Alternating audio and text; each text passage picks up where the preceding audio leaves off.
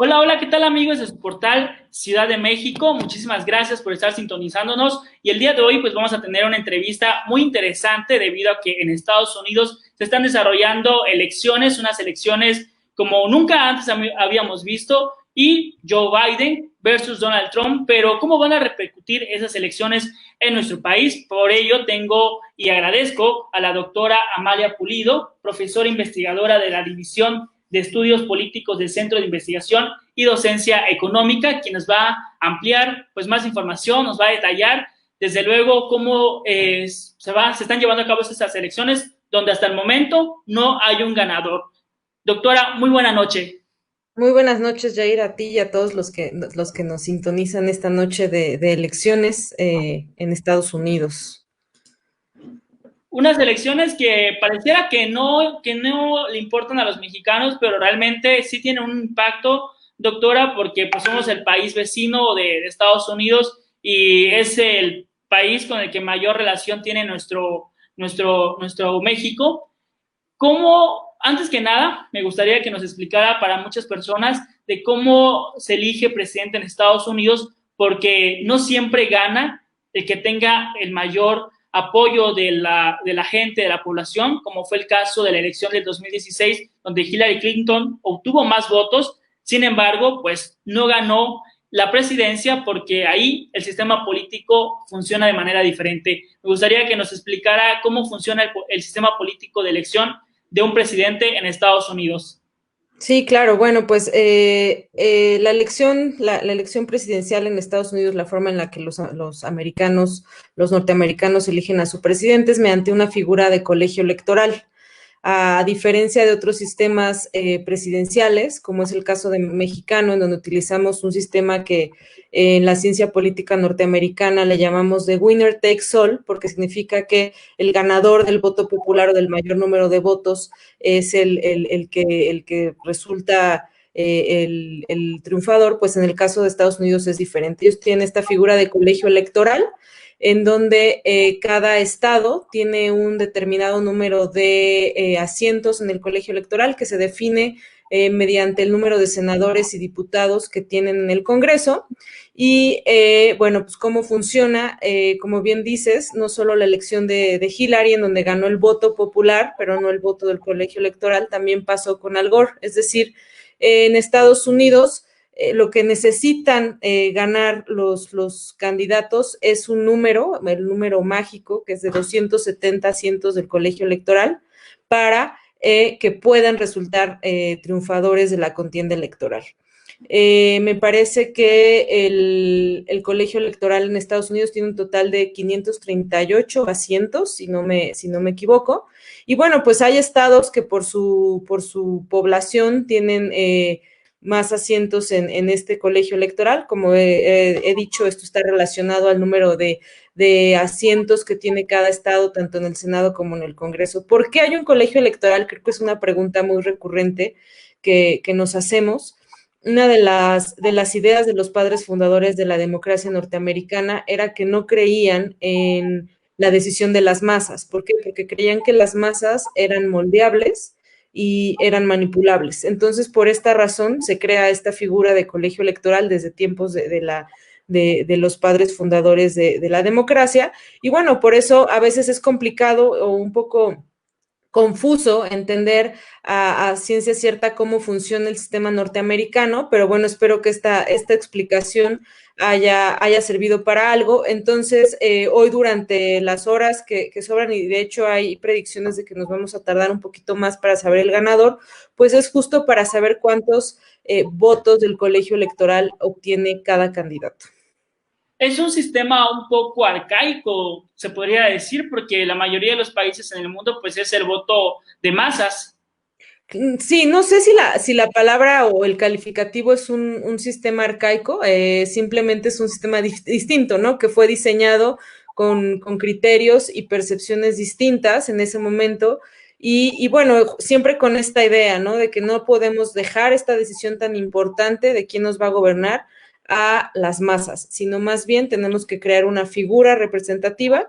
Y bueno, los padres fundadores, pues digamos, la crean en esta figura del colegio electoral. Sí hay un descontento, sobre todo cuando vemos que hay presidentes que ganan el voto popular, que no ganan el voto popular, pero sí el colegio electoral, hay descontento por parte de ciertos sectores, si no es que la mayoría de los norteamericanos, en decir, bueno, ¿por qué no tenemos un sistema electoral como todos los presidencialismos, ¿no? Entonces sí, es un tema muy distinto, es un sistema que tiene algunas ventajas y desventajas, y bueno, así es como está, y un poco la idea de esto y de todas las democracias en el mundo, pues es respetar las reglas del juego, ¿no? Y creo que en ese sentido, tanto Hillary como Al Gore, cuando ganan el voto popular, pero no el colegio electoral, pues están conscientes de que así funciona el sistema político norteamericano, y bueno, en eso se basa el sentir democrático de cualquier nación, ¿no? En que los perdedores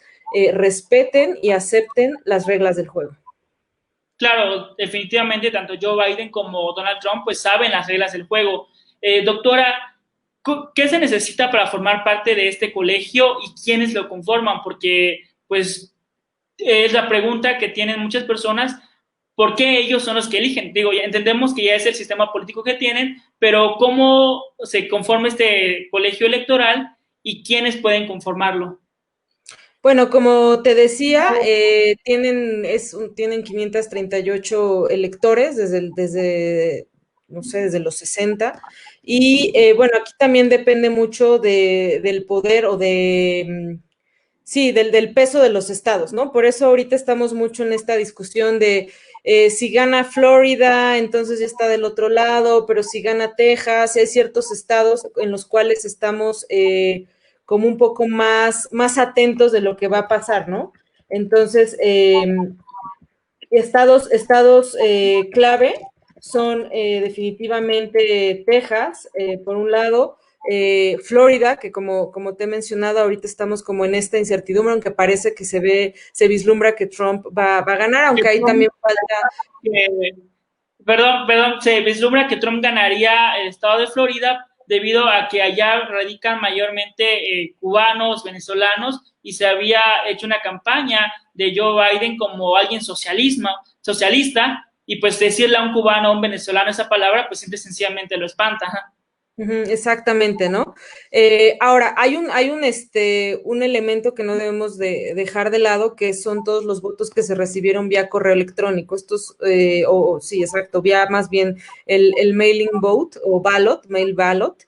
Estos están contando con cierto rezago, entonces hay que también ser cuidadosos. Por eso dicen que esta noche probablemente no sabremos quién a ciencia cierta ganará. Sin embargo, bueno, pues hay ahí algunas señales de quién sí, de quién se está vislumbrando, ¿no? Tenemos estados como California con 55 votos en el colegio electoral. California es un estado históricamente demócrata. Y bueno, si ahorita nos metemos a las predicciones del New York Times, por ejemplo, pues vemos que le dan a Biden hasta el momento 131 votos de este colegio electoral y 108 votos a Donald Trump, ¿no? Creo que también es un elemento que me gustaría mencionar, pues es esta ventaja del incumbent, ¿no? La ventaja de digamos, del candidato que está en el poder, ¿no? Para decirlo en otros términos. Como es la democracia norteamericana tiene reelección, bueno, por eso vemos a Trump en la boleta, y esta ventaja del incumbent significa que, bueno, al ser del partido que está en el poder, pues tengo una ventaja, ¿no? ¿Por qué? Porque tengo 4 años gobernando, la gente me conoce, puedo hacer Puedo hacer ciertas. campañas sin renunciar a mi cargo. Exactamente, ¿no? Y eso es lo que en ciencia política, pues se le llama la ventaja del incumbent. Entonces, creo que pues todavía nos quedan muchas horas de jornada electoral en Estados Unidos, hay que estar muy atentos a estados claves. Pensilvania sin duda va a ser un estado sumamente importante. Donald Trump va arriba ahorita, pero falta, como te he dicho, este conteo de votos que se recibieron anteriormente y que se van a seguir recibiendo, porque mientras tenga el sello postal de que el voto fue emitido antes de que cerrara la jornada, el voto va a ser válido.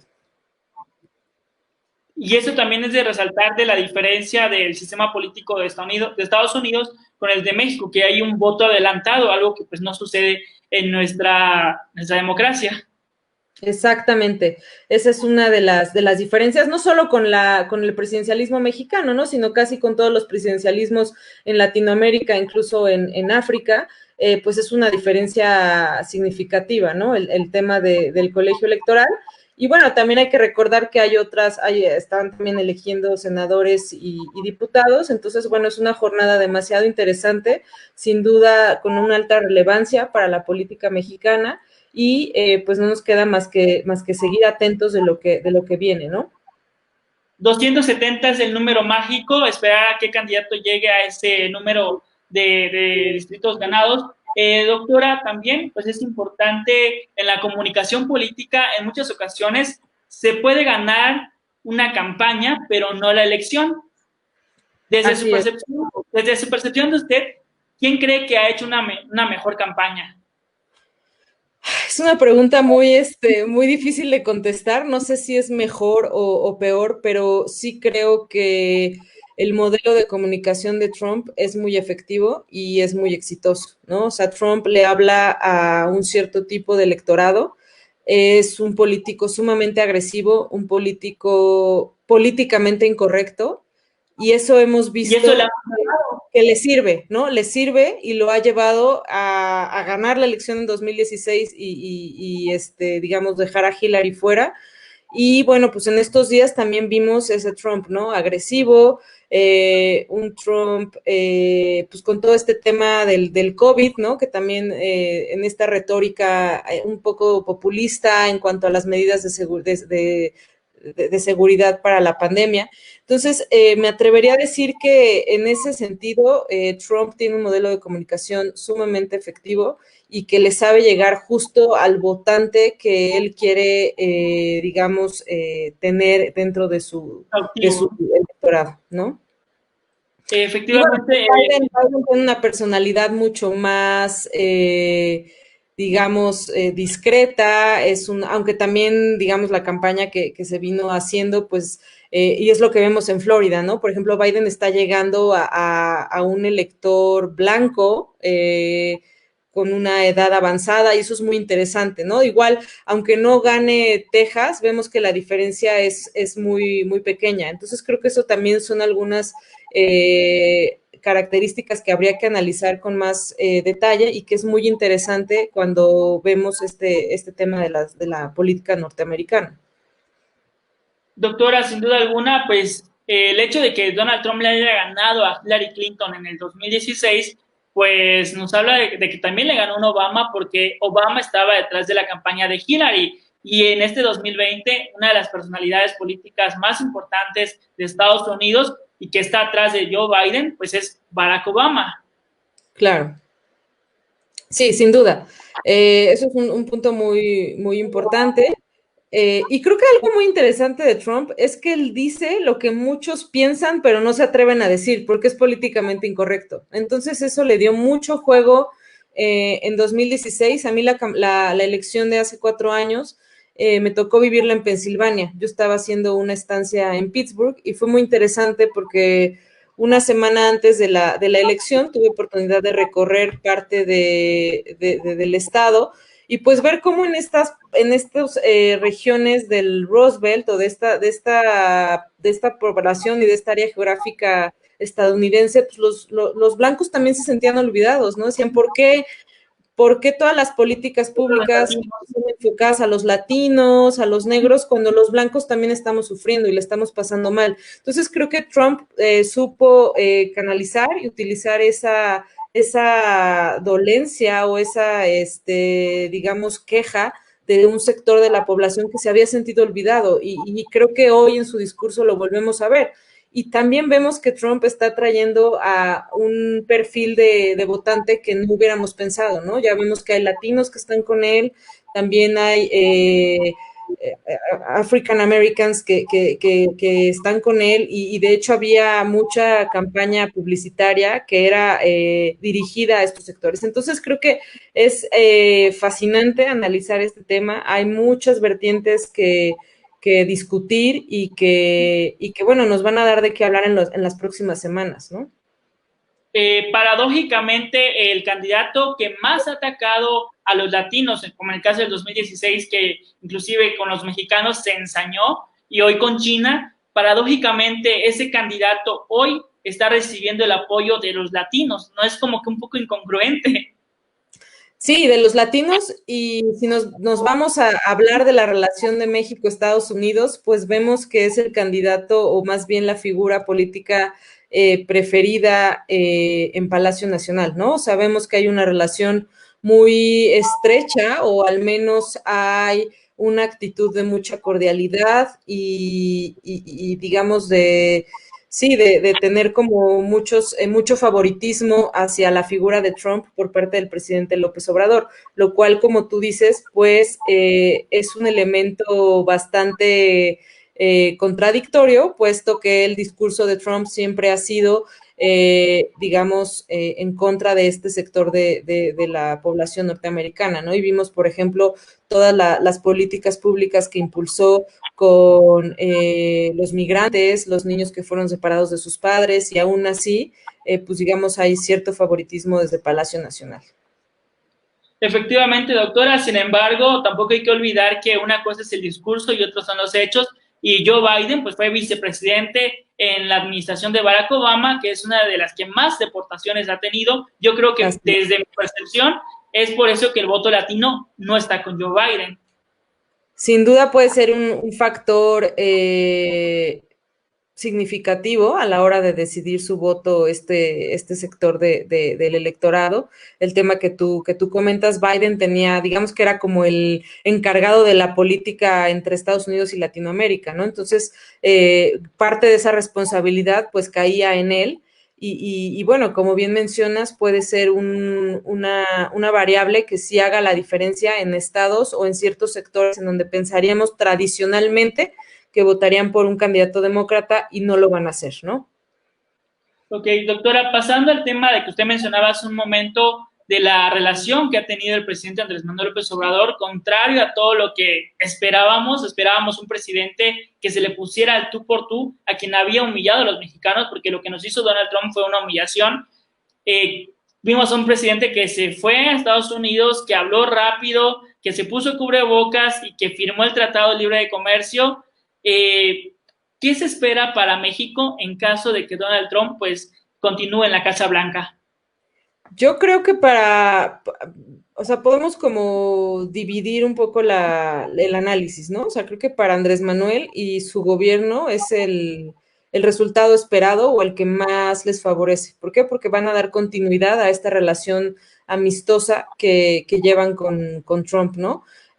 Trump ha sido muy bien recibido en México, se le han hecho, digamos, se le ha complacido casi en todo lo que ha pedido.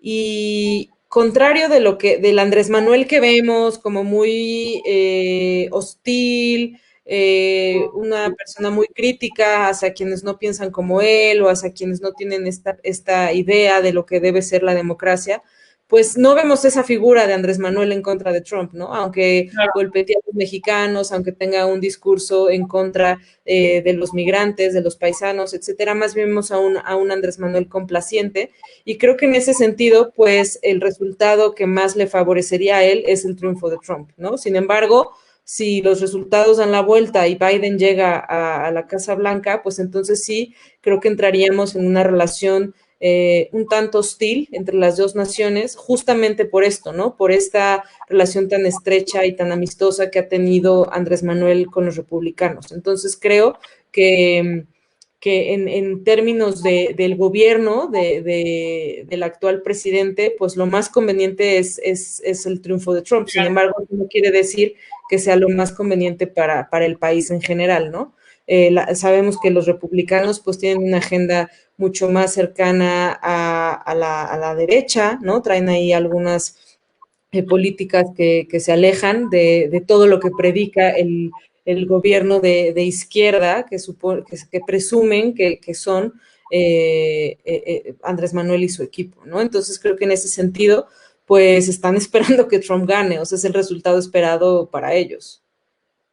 Claro, a eso va mi pregunta de que, pues, es un resultado esperado para el presidente Andrés Manuel López Obrador, para Marcelo Ebrard y su comitiva. Sin embargo, ¿en qué nos beneficia o en qué nos ha beneficiado la relación actual de México con Estados Unidos siendo Andrés Manuel y Donald Trump presidente? Porque una cosa es que ellos sean amigos, como presumen, y otra cosa es ver que se siguen vulnerando los derechos de los mexicanos en Estados Unidos.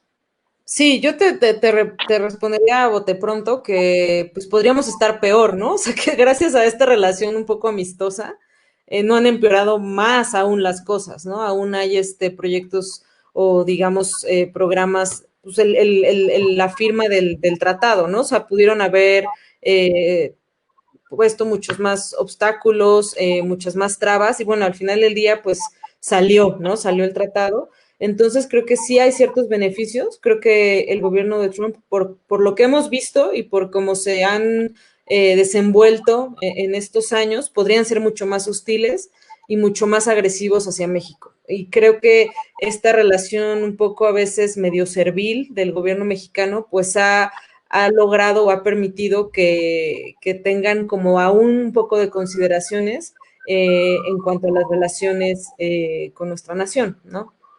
A diferencia de otros países, ¿no? Así es, así es. Ok, doctora, pues aún no se sabe el nombre del ganador, del próximo presidente de los Estados Unidos. Aún estamos a la espera. Yo creo que dormiremos con la incertidumbre. Desde su percepción, de nueva cuenta personal, ¿quién cree usted que sería el próximo presidente de Estados Unidos? Ay, Jair, esa es una pregunta muy difícil. Porque todos pensábamos que Joe Biden pues iba a arrasar, pero estamos viendo que no, que está muy reñida la elección. Me recuerda a la del 2006 aquí en México. Sí, a la de 2006 y también tengo como estos flashbacks de 2016 en donde todos pensábamos y teníamos la esperanza puesta en que Hillary llegaría y yo en mi interior me gustaría decir que Biden va a ganar, pero como veo las cosas hasta ahorita, creo que habrá una reelección por parte de Trump. Pues muchísimas gracias, doctora. Ojalá me equivoque, ¿eh? Ojalá me equivoque. Sí. O sea, yo también tengo la percepción de que va a ganar Trump, pero me gustaría que gane Biden. Exactamente, ¿no? Pero como veo ahorita los resultados, y tú dijiste un elemento muy importante, pensábamos que iba a arrasar y no estamos viendo eso. Entonces creo que hay que hay que estar muy fríos, con la cabeza muy fría para ver las siguientes horas de cómo se van a ir dando los resultados. Y bueno, pues pareciera que a eso apunta. Pues bueno, eso es parte de lo que se vive una democracia, la incertidumbre, y yo creo que eso es bueno. Así es, no podemos tener una democracia si no hay incertidumbre en los resultados. Entonces, creo que esto es parte del juego y bueno, pues bendita incertidumbre, ¿no? Claro. Doctora, muchísimas gracias. De verdad, un gusto platicar con usted sobre un tema que de verdad yo desconocía, el sistema electoral y muchas cosas más, que al igual que la gente que nos está viendo, porque pues todos tenemos la idea de que van a votar el día D, pero pues ahí estamos viendo en Estados Unidos que no. Son las reglas del juego aceptadas por los candidatos. Muchas gracias por platicar, por ampliarnos y desde luego, pues por darnos su opinión, la cual valoramos mucho. Muchas gracias a ti, Jair, y un saludo a todos y a todas que nos estuvieron acompañando. Bueno, pues esperar los resultados. Así es. Una larga noche. Gracias, doctora. Muy buena noche. Gracias.